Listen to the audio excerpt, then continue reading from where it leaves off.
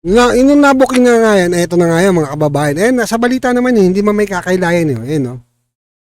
Kahit i-google nyo, DepEd, PS-DBM official suspended for laptop deal.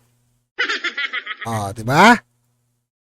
Sabi ko, tayo na marami ko kasi tatanga-tanga na na legalista tsaka mga At bukod nga dyan mga kababayan, diba? Mayroon tayong ebidensya kasi nagpunta kami doon sa warehouse. Titignan namin kung totoo nga yung yung libing-libingan ng mga dokumento tsaka mga pinagsusunog nila. Di ba? Ito, ayan Kita-kita di ba yung mga dokumento? Inaayos pa yung dokumento para natago nila. Anong gagawin nila diyan? Baka susunugin kagaya nito. Sinunog yung mga dokumento. Tapos ipupukol nila kay BP Inday Sara. Si BP Inday Sara nga nagpa-imbestiga niyan.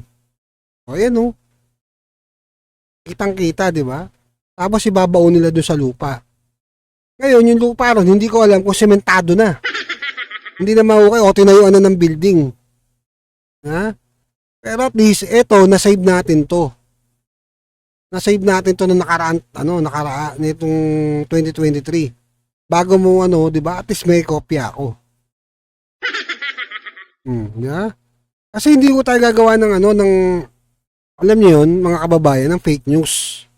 Mahirap po gumawa ng fake news. Totoo siya, mahirap po talaga. Ito pa. Wait lang. Ayan. Ito. Wait.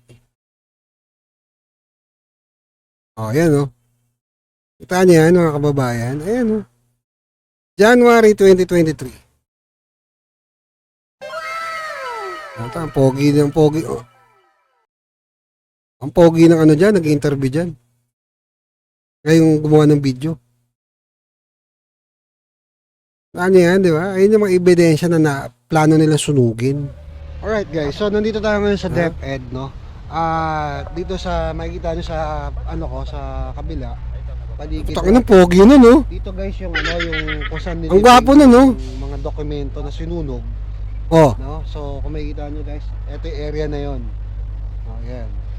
Kahit nakamas, pogi pa din. Area na binakuran para for security purpose na hindi na magalaw yung yung ebidensya, no?